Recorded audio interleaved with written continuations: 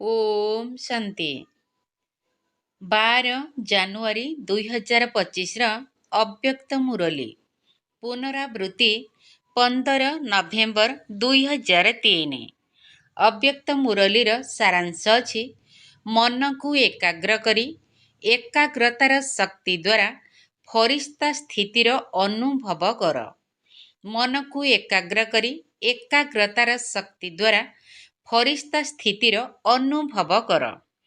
ଆଜି ସର୍ବସମ୍ପତ୍ତିର ମାଲିକ ନିଜର ଚାରିଆଡ଼ର ସମ୍ପନ୍ନ ପିଲାମାନଙ୍କୁ ଦେଖୁଛନ୍ତି ଏବଂ ପ୍ରତ୍ୟେକ ସନ୍ତାନକୁ ନିଜର ସର୍ବସମ୍ପତ୍ତିର ମାଲିକ କରିଛନ୍ତି।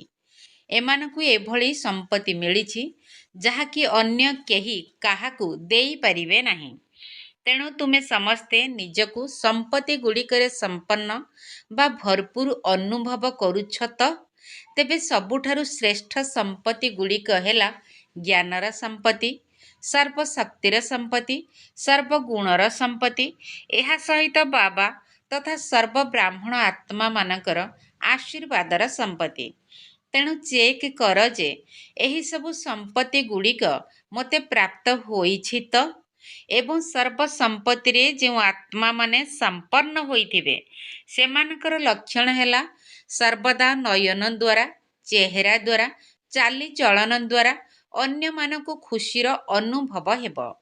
ଯେଉଁ ଆତ୍ମାମାନେ ସେମାନଙ୍କର ସମ୍ପର୍କରେ ଆସିବେ ସେମାନେ ଅନୁଭବ କରିବେ ଯେ ଏହି ଆତ୍ମା ଅଲୌକିକ ଖୁସିରେ ଭରପୁର ଏକ ସ୍ୱତନ୍ତ୍ର ଅଲୌକିକ ଆତ୍ମା ଦେଖାଯାଉଛନ୍ତି।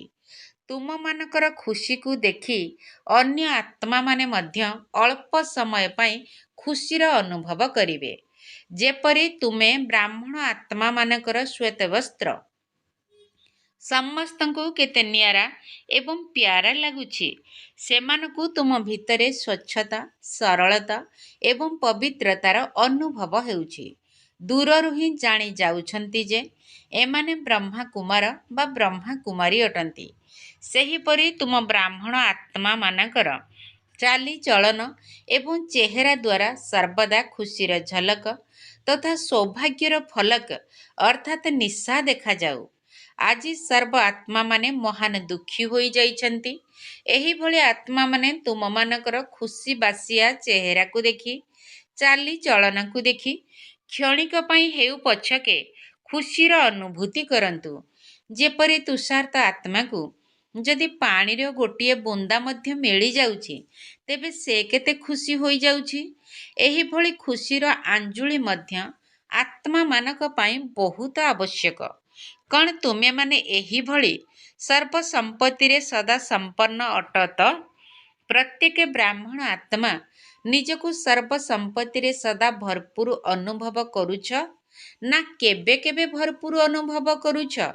ସମ୍ପତ୍ତି ମଧ୍ୟ ଅବିନାଶୀ ଏବଂ ଦେଲାବାଲା ଦାତା ମଧ୍ୟ ଅବିନାଶୀ। ତେଣୁ ଏହା ଅବିନାଶୀ ରୂପରେ ପାଖରେ ରହିବା ଦରକାର। କାହିଁକି ନା ତୁମମାନଙ୍କ ଭଳି ଅଲୌକିକ ଖୁସି ତୁମ ବ୍ରାହ୍ମଣମାନଙ୍କ ବ୍ୟତୀତ ଅନ୍ୟ କାହାକୁ ବି ସାରା କଳ୍ପ ଭିତରେ କେବେ ବି ପ୍ରାପ୍ତ ହେଉନାହିଁ ଏବଂ ବର୍ତ୍ତମାନର ଏହି ଅଲୌକିକ ଖୁସିକୁ ଅଧା କଳ୍ପ ପର୍ଯ୍ୟନ୍ତ ତୁମେମାନେ ପ୍ରାରବ୍ଧ ରୂପରେ ଭୋଗ କରୁଛ। ତେଣୁ ସମସ୍ତେ ଖୁସି ଅଛ ତ? ଏଥିରେ ତ ସମସ୍ତେ ହାତ ଉଠାଉଛ। ଆଚ୍ଛା, ସବୁବେଳେ ଖୁସିରେ ରହୁଛ? କେବେ କେବେ ଖୁସି ହଜିଯାଉ ନାହିଁ ତ? କେବେ କେବେ ତ ହଜିଯାଉଥିବ ନା? ଖୁସିରେ ତ ରହୁଛ କିନ୍ତୁ ସର୍ବଦା ଏବଂ ଏକରସ ଖୁସିରେ ରହିବା ଏଥିରେ ଅନ୍ତର ଆସିଯାଉଛି। ଶତକଡ଼ା ହିସାବରେ ଅନ୍ତର ଆସିଯାଉଛି। ବାପ ଦାଦା ତ ଅଟୋମେଟିକ୍ ଟିଭି ଦ୍ୱାରା ସବୁ ପିଲାଙ୍କର ଚେହେରାକୁ ଦେଖୁଛନ୍ତି। ତେବେ ସେଥିରେ କ'ଣ ଦେଖାଯାଉଥିବ? କେବେ ଦିନେ ତୁମେମାନେ ମଧ୍ୟ ନିଜର ଖୁସିର ଚାର୍ଟକୁ ଚେକ୍ କର। ଅମୃତ ବେଳାଠାରୁ ରାତ୍ରି ପର୍ଯ୍ୟନ୍ତ ଖୁସିର ମାତ୍ରା ଏକାଭଳି ରହୁଛି ନା ବଦଳି ଯାଉଛି? ଚେକ୍ କରିବା ତ ଜଣା ଅଛି ନା? ଆଜିକାଲି ତ ବିଜ୍ଞାନ ମଧ୍ୟ ଚେକିଂ କରିବାର ଯନ୍ତ୍ରପାତି ଗୁଡ଼ିକୁ ବହୁତ ଶକ୍ତିଶାଳୀ କରିଦେଲାଣି। ତେଣୁ ତୁମେମାନେ ମଧ୍ୟ ନିଜର ଖୁସିକୁ ଚେକ୍ କର ଏବଂ ତାକୁ ଅବିନାଶୀ କର। ବାପ ଦାଦା ସବୁ ପିଲାମାନଙ୍କର ବର୍ତ୍ତମାନର ପୁରୁଷାର୍ଥକୁ ମଧ୍ୟ ଚେକ୍ କରୁଛନ୍ତି। ପୁରୁଷାର୍ଥ ତ ସମସ୍ତେ କରୁଛନ୍ତି, କେହି ଯଥାଶକ୍ତି ହିସାବରେ, କେହି ଶକ୍ତିଶାଳୀ ପୁରୁଷାର୍ଥ ମଧ୍ୟ କରୁଛନ୍ତି। ତେବେ ଆଜି ବାପ ଦାଦା ସବୁ ପିଲାଙ୍କର ମନର ସ୍ଥିତିକୁ ଚେକ୍ କରିଛନ୍ତି, କାହିଁକି ନା ମୂଳ ମନ୍ତ୍ରଟି ହେଲା ମନ ମନା ଭବ। ସେବା କ୍ଷେତ୍ରରେ ମଧ୍ୟ ଦେଖ, ମାନସିକ ସେବା ସବୁଠାରୁ ଶ୍ରେଷ୍ଠ ସେବା ଅଟେ।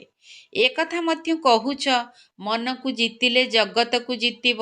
ତେଣୁ ବାପ ଦାଦାଙ୍କର ମନର ଗତିକୁ ଚେକ୍ କରିଛନ୍ତି। ତେବେ କ'ଣ ଦେଖିଲେ ଜାଣିଛ?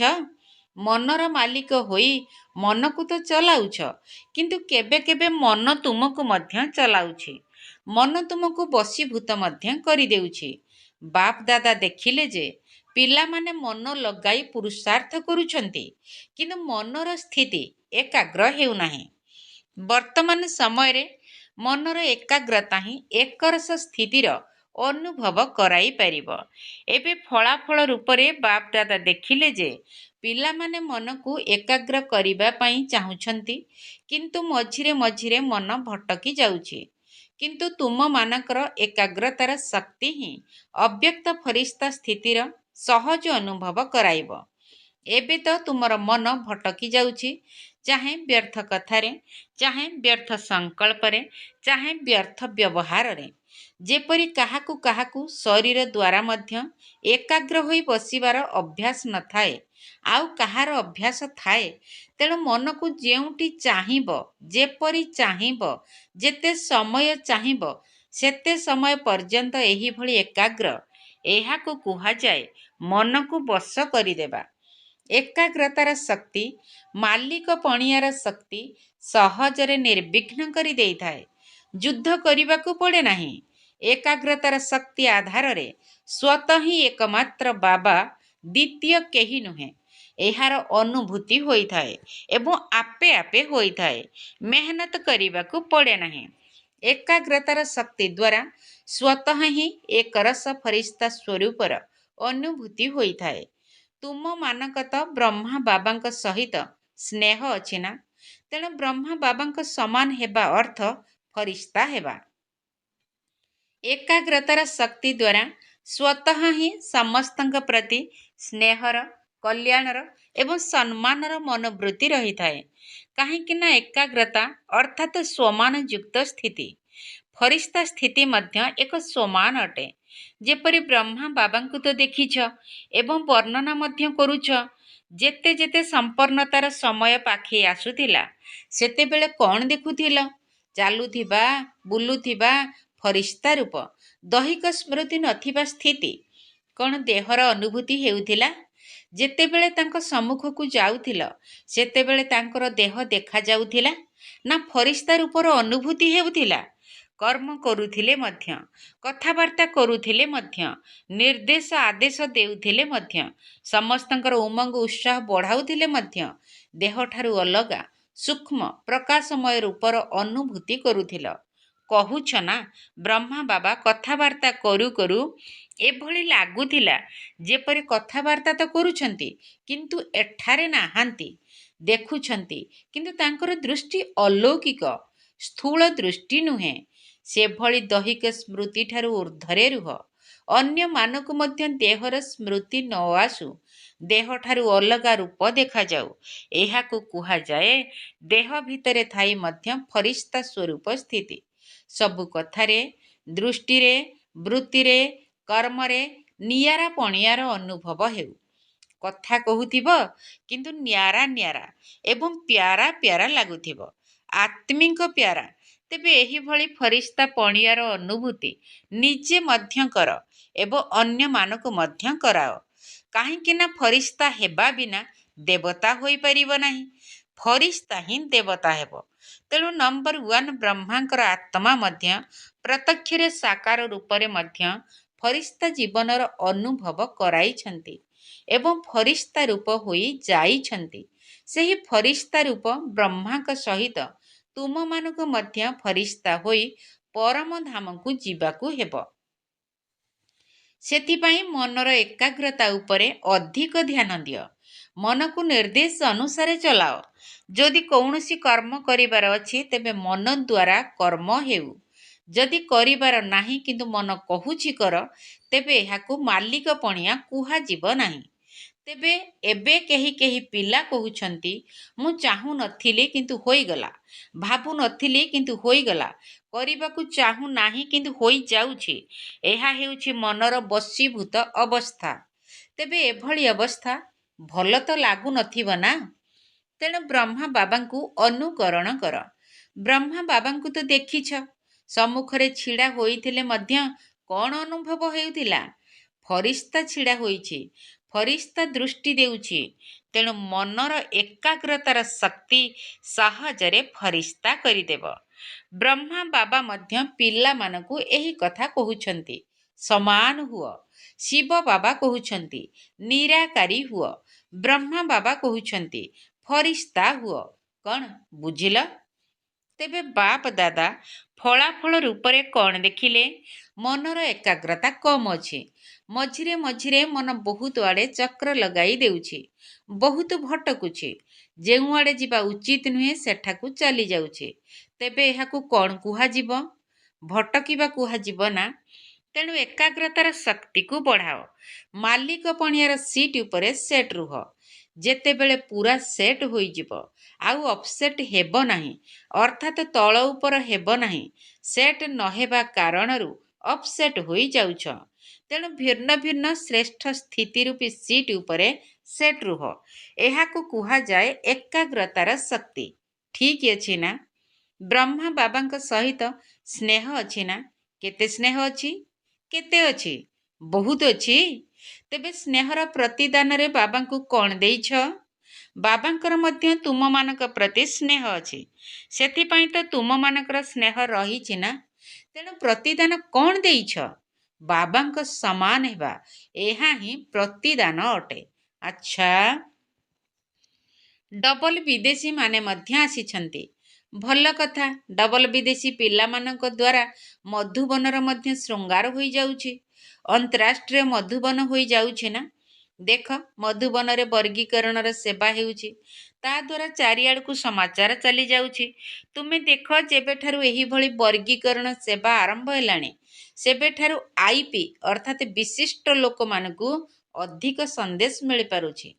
VIP ଅର୍ଥାତ୍ ଅତି ବିଶିଷ୍ଟ ବ୍ୟକ୍ତିମାନଙ୍କ କଥା ଛାଡ଼ିଦିଅ, ସେମାନଙ୍କ ପାଖରେ ସମୟ କାହିଁ? ଆହୁରି ମଧ୍ୟ ବଡ଼ ବଡ଼ କାର୍ଯ୍ୟକ୍ରମ ସବୁ କରୁଛ। ତା ଦ୍ୱାରା ମଧ୍ୟ ସମାଚାର ପ୍ରସାରିତ ହେଉଛି। ଏବେ ତ ଦିଲ୍ଲୀ ଏବଂ କଲିକତା ମଧ୍ୟ କାର୍ଯ୍ୟକ୍ରମ କରୁଛନ୍ତି ନା? ବହୁତ ଭଲ ଯୋଜନା କରୁଛନ୍ତି। ମେହନତ ମଧ୍ୟ ବହୁତ ଭଲ କରୁଛନ୍ତି। ବାପ ଦାଦାଙ୍କ ପାଖରେ ମଧ୍ୟ ସମାଚାର ପହଞ୍ଚି ଯାଉଛି। ଦିଲ୍ଲୀରେ ସମାଚାର ବିଦେଶ ପର୍ଯ୍ୟନ୍ତ ପହଞ୍ଚିବା ଦରକାର। ସାମ୍ବାଦିକ ବର୍ଗବାଲା କ'ଣ କରୁଛନ୍ତି? କେବଳ ଭାରତ ପର୍ଯ୍ୟନ୍ତ ସମାଚାର ଦେଉଛନ୍ତି, କିନ୍ତୁ ବିଦେଶରୁ ମଧ୍ୟ ସମାଚାର ଆସିବା ଦରକାର ଯେ ଦିଲ୍ଲୀରେ ଏହିଭଳି କାର୍ଯ୍ୟକ୍ରମ ହୋଇଛି। ଏହିଭଳି ସେଠାକାର ସମାଚାର ଭାରତକୁ ଆସୁ। ଭାରତର କୁମ୍ଭକର୍ଣ୍ଣ ମାନେ ତ ବିଦେଶ ଦ୍ୱାରା ହିଁ ଜାଗ୍ରତ ହେବେ ନା? ତେଣୁ ବିଦେଶର ଖବରର ମହତ୍ତ୍ୱ ରହିଛି। କାର୍ଯ୍ୟକ୍ରମ ଭାରତରେ ହେଉ, କିନ୍ତୁ ସମାଚାର ବିଦେଶର ସମାଚାର ପତ୍ରରୁ ମିଳୁ, ତେବେ ଯାଇ ଅଧିକ ପ୍ରସାରିତ ହେବ। ଭାରତର ସମାଚାର ବିଦେଶରେ ପହଞ୍ଚୁ ଏବଂ ବିଦେଶର ସମାଚାର ଭାରତରେ ପହଞ୍ଚୁ। ଏହାର ମଧ୍ୟ ବିଶେଷ ପ୍ରଭାବ ରହିଛି। ଭଲ କଥା। ଯାହା ବି ସବୁ କାର୍ଯ୍ୟକ୍ରମ ପ୍ରସ୍ତୁତ କରୁଛ, ଭଲ କରୁଛ। ବାପ ଦାଦା ଦିଲ୍ଲୀବାଲାଙ୍କୁ ମଧ୍ୟ ସ୍ନେହର ସହିତ କରିଥିବା ମେହନତ ପାଇଁ ଅଭିନନ୍ଦନ ଦେଉଛନ୍ତି। କଲିକତା ବାଲାଙ୍କୁ ମଧ୍ୟ ଆଗୁଆ ଅଭିନନ୍ଦନ ଦେଉଛନ୍ତି। କାହିଁକି ନା ସହଯୋଗ, ସ୍ନେହ ଏବଂ ସାହସ, ଏହି ତିନୋଟି କଥା ଯେତେବେଳେ ଏକାଠି ହୋଇଯାଏ, ସେତେବେଳେ ଖୁବ୍ ଜୋରରେ ସମାଚାର ଖେଳି ଯାଇଥାଏ। ତେବେ ତୁମର ସନ୍ଦେଶ ଦେବାର ସମାଚାର ମଧ୍ୟ ନିଶ୍ଚିତ ପ୍ରସାରିତ ହେବ। ନ ହେବ କାହିଁକି? ଏବେ ତ ସାମ୍ବାଦିକ ବର୍ଗବାଲାଙ୍କୁ ଏହି କମାଲ କରିବାକୁ ହେବ। ସମସ୍ତେ ଟିଭିରେ ମଧ୍ୟ ଦେଖୁଛନ୍ତି। ଏହା ଟିଭିରେ ଆସିଛି। କେବଳ ଏତିକିରେ ହେବ ନାହିଁ। ଏହା ତ କେବଳ ଭାରତରେ ହିଁ ଟିଭିରେ ଦେଖି ହେଉଛି। ଏବେ ତ ଆହୁରି ବିଦେଶ ପର୍ଯ୍ୟନ୍ତ ପହଞ୍ଚାଇବାକୁ ହେବ। ଏବେ ଦେଖିବା, ଏହି ବର୍ଷ ସମାଚାର ପ୍ରସାରିତ କରିବାର କାର୍ଯ୍ୟକ୍ରମ କେତେ ସାହସର ସହିତ ଏବଂ ଜୋରସୋରରେ ପାଳନ କରୁଛ। ବାପ ଦାଦାଙ୍କୁ ସମାଚାର ମିଳିଛି ଯେ ଡବଲ ବିଦେଶୀ ମାନଙ୍କର ବହୁତ ଉମଙ୍ଗ ଉତ୍ସାହ ଅଛି। ଅଛି ନା? ଭଲ କଥା। परस्पर को देखि अधिक उत्साह आसुची। एथिरे जिए करिब से ब्रह्मा का समान होइजिब। भल कथा। तेणु दादींकर ମଧ୍ୟ ସଂକଳ୍ପ ଆସୁଛି। ସମସ୍ତଙ୍କୁ ସେବାରେ ବ୍ୟସ୍ତ ରଖିବାର ବିଧି ବହୁତ ଭଲ ଭାବରେ ଜଣାଅଛି। ଏହା ବି ବହୁତ ଭଲ କଥା, କାରଣ ସିଏ ତ ନିମିତ୍ତ ଅଟନ୍ତି ନା। ଆଚ୍ଛା, ସମସ୍ତେ ଉଡ଼ିବାର କଳାବାଲା ଅଟ ତ? ଉଡ଼ିବାର କଳା ହେଉଛି ତୀବ୍ର ଗତିର କଳା। ଚାଲି ଚାଲି ଆଗକୁ ଯିବାର କଳା, ଚଢ଼ିବାର କଳା, ଏସବୁ ତୀବ୍ର ଗତିର କଳା ନୁହେଁ। ଉଡ଼ିବାର କଳା ତୀବ୍ର ଗତିର କଳା ମଧ୍ୟ ଅଟେ ଏବଂ ପ୍ରଥମ ନମ୍ବରରେ ପହଞ୍ଚାଇବା ବାଲା କଳା ମଧ୍ୟ ଅଟେ। ଆଚ୍ଛା, ମାତାମାନେ କ'ଣ କରିବ? ମାତାମାନେ ନିଜର ସମସ୍କନ୍ଧ ସାଥୀମାନଙ୍କୁ ଉଠାଅ। ଅତି କମ୍ରେ ମାତାମାନଙ୍କ ଭିତରେ କେହି ଯେପରି ଉଲୁଗୁଣା ନ ଦେବେ। ମାତାମାନଙ୍କର ସଂଖ୍ୟା ସବୁବେଳେ ଅଧିକ ଥାଏ। ବାପ ଦାଦାଙ୍କୁ ମଧ୍ୟ ଖୁସି ଲାଗୁଛି ଏବଂ ଏହି ଗ୍ରୁପରେ ସମସ୍ତଙ୍କର ସଂଖ୍ୟା ବହୁତ ଅଧିକ ଅଛି। କୁମାରମାନେ ମଧ୍ୟ ଅଧିକ ଆସିଛନ୍ତି। ଦେଖ, କୁମାରମାନେ ନିଜର ସମାସ୍କନ୍ଦ ବାଲାଙ୍କୁ ଜାଗ୍ରତ କର। ଏହା ତ ବହୁତ ଭଲ କଥା, ଯାହାକି କୁମାରମାନେ ଏହି କମାଲ ଦେଖାନ୍ତୁ ଯେ ଆମେ ସ୍ୱପ୍ନ ମାତ୍ରରେ ମଧ୍ୟ ପବିତ୍ରତାକୁ ଧାରଣ କରିବାରେ ପରିପକ୍ୱ ଅଟୁ।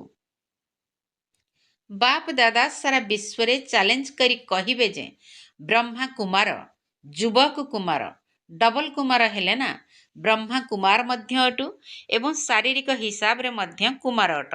ତେବେ ପବିତ୍ରତାର ପରିଭାଷା ବାସ୍ତବିକ ରୂପରେ ରହିବା ଦରକାର। ତାହା ହେଲେ ସେମାନଙ୍କୁ ମଧ୍ୟ ଆଦେଶ ଦିଆଯିବ। ତୁମମାନଙ୍କର ପବିତ୍ରତାକୁ ଚେକ୍ କରନ୍ତୁ। କ'ଣ ଆଦେଶ ଦେବା? ଏଥିରେ ହାତ ଉଠାଉନାହାନ୍ତି। ଚେକ୍ କରିବାର ମେସିନ୍ ମଧ୍ୟ ଅଛି। ସ୍ୱପ୍ନରେ ମଧ୍ୟ ଅପବିତ୍ରତା ଆସିବାକୁ ସାହସ ନ କରୁ।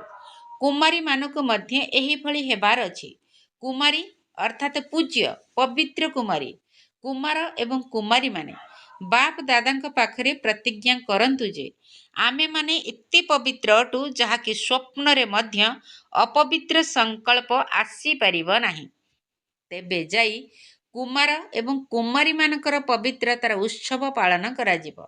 ଏବେ ଅଳ୍ପ ଅଳ୍ପ ପବିତ୍ରତା ଅଛି। ବାପ ଦାଦାଙ୍କୁ ଜଣାଅଛି ଅପବିତ୍ରତାର ଅବିଦ୍ୟା ହେବା ଦରକାର। ଅପବିତ୍ରତାର ଅବିଦ୍ୟା ହେବା ଦରକାର, କାହିଁକି ନା ନୂଆ ଜନ୍ମ ନେଇଛ ନା। ଅପବିତ୍ରତା ତୁମମାନଙ୍କର ପୂର୍ବ ଜନ୍ମର ସଂସ୍କାର। ମରଯିବା ଜନ୍ମର ଅର୍ଥ ହେଲା ବ୍ରହ୍ମାଙ୍କ ମୁଖ ଦ୍ୱାରା ପବିତ୍ର ଜନ୍ମ। ତେଣୁ ପବିତ୍ର ଜନ୍ମର ମର୍ଯ୍ୟାଦା ମଧ୍ୟ ବହୁତ ଆବଶ୍ୟକ। କୁମାର କୁମାରୀମାନଙ୍କୁ ଏହି ପତାକା ଉଡ଼ାଇବା ଦରକାର। ଆମେ ପବିତ୍ର ଅଟୁ ଏବଂ ପବିତ୍ରତାର ସଂସ୍କାର ସାରା ବିଶ୍ୱରେ ପ୍ରସାରିତ କରିବୁ। ଏହିଭଳି ସ୍ଲୋଗାନ ଚାରିଆଡ଼େ ଶୁଣାଯିବା ଦରକାର। ଶୁଣିଲ ତ କୁମାରୀମାନେ? ଦେଖ, କୁମାରୀମାନେ କେତେ ଆସୁଛନ୍ତି। ଏବେ ଦେଖିବା କୁମାରୀମାନେ ଏହି ସମାଚାର ଅଧିକ ପ୍ରଚାର କରୁଛନ୍ତି କି କୁମାରମାନେ ଅଧିକ କରୁଛନ୍ତି। ତେଣୁ ବ୍ରହ୍ମା ବାବାଙ୍କୁ ଅନୁକରଣ କର। ଅପବିତ୍ରତାର ଚିହ୍ନ ବର୍ଣ୍ଣ ନଥିବ। ବ୍ରାହ୍ମଣ ଜୀବନର ଅର୍ଥ ହିଁ ଏହା ଅଟେ। ମାତାମାନଙ୍କ ଭିତରେ ଯଦି ମୋହ ରହିଛି, ତେବେ ଏହା ମଧ୍ୟ ଅପବିତ୍ରତା ଅଟେ। ମାତାମାନେ ମଧ୍ୟ ବ୍ରାହ୍ମଣ ଅଟନ୍ତି ନା। ତେଣୁ ନା ମାତାମାନଙ୍କ ଭିତରେ ନା କୁମାରୀମାନଙ୍କ ଭିତରେ ଅପବିତ୍ରତାର ଅଂଶ ରହୁ। ବ୍ରାହ୍ମଣର ଅର୍ଥ ହେଲା ପବିତ୍ର ଆତ୍ମା। ଯଦି ତୁମ ଦ୍ୱାରା କୌଣସି ଅପବିତ୍ରତାର କାର୍ଯ୍ୟ ହେଉଛି, ତେବେ ଏହା ମଧ୍ୟ ମହାପାପ ଅଟେ। ଏହି ପାପର ଦଣ୍ଡ ମଧ୍ୟ ବହୁତ କଡ଼ା ଅଟେ। ଏମିତି ଭାବ ନାହିଁ ଯେ ଏମିତି ତ ହୋଇ ଆସୁଛି, କିଛି କିଛି ତ ରହିବ ନିଶ୍ଚିତ। ନା, ଏହା ପ୍ରଥମ ବିଷୟ ଅଟେ। ଏଠାରେ ପବିତ୍ରତାର ହିଁ ନବୀନତା ରହିଛି। ବ୍ରହ୍ମା ବାବା ଯଦି ଗାଳି ଖାଇଛନ୍ତି, ତେବେ ଏହି ପବିତ୍ରତା କାରଣରୁ ହିଁ ଗାଳି ଖାଇଛନ୍ତି। ତେଣୁ ହୋଇଗଲା ବୋଲି କହି ଖସି ଯାଇପାରିବ ନାହିଁ। ଏଥିରେ ବେପରୁଆ ହୁଅ ନାହିଁ। କୌଣସି ବି ବ୍ରାହ୍ମଣ, ଚାହେଁ ସମର୍ପିତ ହୋଇଥାନ୍ତୁ, ଚାହେଁ ସେବାଧାରୀ ହୋଇଥାନ୍ତୁ, ଚାହେଁ ଘର ଗୃହସ୍ଥବାଲ ହୋଇଥାନ୍ତୁ, ଏହି କଥା ଉପରେ ଧର୍ମରାଜ ମଧ୍ୟ ଛାଡ଼ିବେ ନାହିଁ। ବ୍ରହ୍ମା ବାବା ମଧ୍ୟ ଧର୍ମରାଜଙ୍କୁ ସହଯୋଗ ଦେବେ। ସେଥିପାଇଁ କୁମାର କୁମାରୀମାନେ ଯେଉଁଠି ବି ରହିଥାଅ, ମଧୁବନରେ ରହିଥାଅ ବା ସେଣ୍ଟରରେ ରହିଥାଅ, କିନ୍ତୁ ସଂକଳ୍ପ ମାତ୍ରାରେ ଅପବିତ୍ରତାର ଚୋଟ ଲାଗିବା ମଧ୍ୟ ବହୁତ ବଡ଼ ଚୋଟ କୁହାଯିବ। ଗୋଟିଏ ଗୀତ ଗାଉଛ ନା, ପବିତ୍ର ମନ ରଖୋ, ପବିତ୍ର ତନ ରଖୋ। ଏହା ତୁମମାନଙ୍କର ଗୀତ ଅଟେ ନା। ତେଣୁ ମନ ଯଦି ପବିତ୍ର ଅଛି, ତେବେ ଜୀବନ ପବିତ୍ର ଅଛି। ଏଥିରେ ଢିଲା ହେବାର ନାହିଁ। ଏମିତି ଭାବ ନାହିଁ ଯେ ଟିକିଏ ତ ଢିଲା ହୋଇଯାଇଛି, ଏଥିରେ କ'ଣ ଅଛି। ଏହାକୁ ଅଳ୍ପ ଭାବ ନାହିଁ, ଏଥିରେ ଅଳ୍ପ ମଧ୍ୟ ବହୁତ କିଛି ଅଟେ। ବାପ ଦାଦା ବହୁତ ଗମ୍ଭୀରତା ପୂର୍ବକ ସାବଧାନ କରାଉଛନ୍ତି। ଏଥିରେ କେହି ବି ରକ୍ଷା ପାଇପାରିବ ନାହିଁ। ଏହାର ହିସାବ କିତାବ ମଧ୍ୟ ଭଲ ଭାବରେ ଦେଖାଯିବ, ଯିଏ ବି ହୋଇଥାଅ। ସେଥିପାଇଁ କୁହାଯାଉଛି ସାବଧାନ ରୁହ, ଭଲ ଭାବରେ ଧ୍ୟାନ ଦିଅ। ଶୁଣିଲ ତ? ସମସ୍ତେ ଧ୍ୟାନ ଦେଇ ଶୁଣିଲ ତ? ଦୁଇଟି ଯାକ କାନ ଖୋଲି ଶୁଣିନିଅ। ଅପବିତ୍ରତାର ମନର ବୃତ୍ତିକୁ ମଧ୍ୟ ସ୍ପର୍ଶ ନ କରୁ, ଦୃଷ୍ଟିକୁ ମଧ୍ୟ ସ୍ପର୍ଶ ନ କରୁ। ଯଦି ସଂକଳ୍ପରେ ମଧ୍ୟ ଆସିବା ଉଚିତ ନୁହେଁ, ତେବେ ବୃତ୍ତି ବା ଦୃଷ୍ଟିରେ କିପରି ଚଳିବ? କାହିଁକି ନା ସମୟ ସମ୍ପୂର୍ଣ୍ଣତା ଆଡ଼କୁ ଆଗେଇ ଚାଲିଛି। ବର୍ତ୍ତମାନ ତ ସମ୍ପୂର୍ଣ୍ଣ ପବିତ୍ର ହେବାକୁ ହିଁ ପଡ଼ିବ। ଏହିଭଳି ସମୟରେ ଏହା ଯେପରି ଧଳା କାଗଜ ଉପରେ କଳା ଦାଗ ସଦୃଶ ଅଟେ। ଆଚ୍ଛା, ସମସ୍ତେ ଯେଉଁଠୁ ବି ଆସିଛ, ସମସ୍ତଙ୍କୁ ଅଭିନନ୍ଦନ। ଆଚ୍ଛା, ମନକୁ ଆଦେଶ ଦେଇ ଚଲାଅ। ଗୋଟିଏ ସେକେଣ୍ଡ ଭିତରେ ଯେଉଁଠି ଚାହିଁବ ମନ ସେଠାରେ ଲାଗି ଯାଉଥିବ ଏବଂ ସହଜରେ ସ୍ଥିତ ହୋଇଯାଉଥିବ। ଏହାର ଅଭ୍ୟାସ କର, ଡ୍ରିଲ୍ କରାଇଲେ। ଆଚ୍ଛା, ଅନେକ ଜାଗାରେ ପିଲାମାନେ ଶୁଣୁଛନ୍ତି, ଯୋଗ ମଧ୍ୟ କରୁଛନ୍ତି ଏବଂ ଶୁଣୁଛନ୍ତି ମଧ୍ୟ। ଏକଥା ଶୁଣି ଖୁସି ମଧ୍ୟ ହେଉଛନ୍ତି ଯେ ବିଜ୍ଞାନର ସାଧନ ଗୁଡ଼ିକ ବାସ୍ତବରେ ତୁମମାନଙ୍କ ପାଇଁ ହିଁ ସୁଖଦାୟୀ ଅଟେ। ଚାରିଆଡ଼ର ସର୍ବସମ୍ପତ୍ତିରେ ସଦା ସମ୍ପନ୍ନ ପିଲାମାନଙ୍କୁ ସଦା ସୌଭାଗ୍ୟଶାଳୀ, ଖୁସିବାସିଆ ଚେହେରା ଏବଂ ଚାଲିଚଳନ ଦ୍ୱାରା ଖୁସିର ଆଞ୍ଜୁଳି ଦେଉଥିବା ବିଶ୍ୱ କଲ୍ୟାଣକାରୀ ପିଲାମାନଙ୍କୁ, ସର୍ବଦା ନିଜର ମାଲିକ ହୋଇ ଏକାଗ୍ରତାର ଶକ୍ତି ଦ୍ୱାରା ମନକୁ ନିୟନ୍ତ୍ରଣ କରୁଥିବା ମନ ଜିତ୍ ଜଗତ ଜିତ୍ ପିଲାମାନଙ୍କୁ, ସର୍ବଦା ବ୍ରାହ୍ମଣ ଜୀବନର ବିଶେଷତା ପବିତ୍ରତାର ବ୍ୟକ୍ତିତ୍ୱରେ ରହୁଥିବା ପବିତ୍ର ବ୍ରାହ୍ମଣ ଆତ୍ମାମାନଙ୍କୁ, ସର୍ବଦା ଡବଲ ଲାଇଟ୍ ହୋଇ ଫରିସ୍ତା ଜୀବନରେ ବ୍ରହ୍ମା ବାବାଙ୍କୁ ଅନୁକରଣ କରୁଥିବା ବ୍ରହ୍ମା ବାବାଙ୍କ ସମାନ ପିଲାମାନଙ୍କୁ ବାପ ଦାଦାଙ୍କର ସ୍ନେହ ସମ୍ପନ୍ନ ଶୁଭେଚ୍ଛା ଏବଂ ନମସ୍ତେ। ଚାରିଆଡ଼ର ଶୁଣୁଥିବା, ମନେ ପକାଉଥିବା ସବୁ ପିଲାମାନଙ୍କୁ ମଧ୍ୟ ବହୁତ ଆନ୍ତରିକ ଆଶୀର୍ବାଦ ସହିତ ୟାଦ ପ୍ୟାର ଏବଂ ସମସ୍ତଙ୍କୁ ନମସ୍କାର। ଆତ୍ମିକ ସନ୍ତାନମାନଙ୍କର ଆତ୍ମିକ ବାପ ଦାଦାଙ୍କୁ ସ୍ନେହ ସମ୍ପନ୍ନ ଶୁଭେଚ୍ଛା ଏବଂ ନମସ୍ତେ ନମସ୍ତେ ନମସ୍ତେ। ସୁପ୍ରଭାତ। ବରଦାନ। ସାକାର ପିତାଙ୍କୁ ଅନୁକରଣ କରି ନମ୍ବର 1 ପଦ ପ୍ରାପ୍ତ କରୁଥିବା ସମ୍ପୂର୍ଣ୍ଣ ଫରିସ୍ତା ହୁଅ। ସାକାର ପିତାଙ୍କୁ ଅନୁକରଣ କରି ନମ୍ବର 1 ପଦ ପ୍ରାପ୍ତ କରୁଥିବା ସମ୍ପୂର୍ଣ୍ଣ ଫରିସ୍ତା ହୁଅ। ନମ୍ବର 1ରେ ଆସିବାର ସହଜ ସାଧନ ହେଲା ବ୍ରହ୍ମା ବାବା ଯିଏକି ନମ୍ବର 1 ଅଟନ୍ତି, ସେହି 1 ନମ୍ବର ବାଲାଙ୍କୁ ଦେଖ। ଅନେକଙ୍କୁ ଦେଖିବା ପରିବର୍ତ୍ତେ ଜଣକୁ ହିଁ ଦେଖ ଏବଂ ଜଣକୁ ହିଁ ଅନୁକରଣ କର। ଆମେ ହିଁ ଫରିସ୍ତା ଅଟୁ। ଏହି ମନ୍ତ୍ରକୁ ଯଦି ପକ୍କା କରି ନେବ, ତେବେ ବ୍ରହ୍ମା ବାବା ଏବଂ ତୁମ ଭିତରେ ଯେଉଁ ଅନ୍ତର ରହିଛି ତାହା ସମାପ୍ତ ହୋଇଯିବ। ତାପରେ ବିଜ୍ଞାନର ଯନ୍ତ୍ର ଗୁଡ଼ିକ ସେମାନଙ୍କର କାମ ଆରମ୍ଭ କରିଦେବେ ଏବଂ ତୁମେ ସମ୍ପୂର୍ଣ୍ଣ ଫରିସ୍ତାମାନେ ଦେବତା ହୋଇ ନୂଆ ଦୁନିଆରେ ଅବତରିତ ହୋଇଯିବ। ତେଣୁ ସମ୍ପୂର୍ଣ୍ଣ ଫରିସ୍ତା ହେବା ଅର୍ଥ ସାକାର ପିତାଙ୍କୁ ଫଲୋ କରିବା। ସ୍ଲୋଗାନ: ସମ୍ମାନର ତ୍ୟାଗ ଭିତରେ ସମସ୍ତଙ୍କର ମାନନୀୟ ହେବାର ଭାଗ୍ୟ ଅନ୍ତର୍ନିହିତ। ସମ୍ମାନର ତ୍ୟାଗ ଭିତରେ ସମସ୍ତଙ୍କର ମାନନୀୟ ହେବାର ଭାଗ୍ୟ ଅନ୍ତର୍ନିହିତ। ଓମ୍ ଶାନ୍ତି। ନିଜର ଶକ୍ତିଶାଳୀ ସଂକଳ୍ପ ଦ୍ୱାରା ସୂକ୍ଷ୍ମ ଶକ୍ତି ପ୍ରଦାନ କରିବାର ସେବା କର। ନିଜର ଶକ୍ତିଶାଳୀ ସଂକଳ୍ପ ଦ୍ୱାରା ସୂକ୍ଷ୍ମ ଶକ୍ତି ପ୍ରଦାନ କରିବାର ସେବା କର।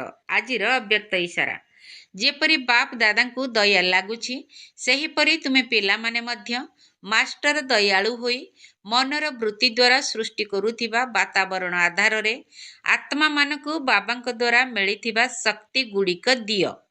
ଯେହେତୁ ଅଳ୍ପ ସମୟ ଭିତରେ ସାରା ବିଶ୍ୱର ସେବା ସମ୍ପନ୍ନ କରିବାକୁ ହେବ, ତତ୍ତ୍ୱ ସହିତ ସମସ୍ତଙ୍କୁ ପବିତ୍ର କରିବାକୁ ହେବ, ତେଣୁ ତୀବ୍ର ଗତିରେ ସେବା କର। ଓମ୍ ଶାନ୍ତି।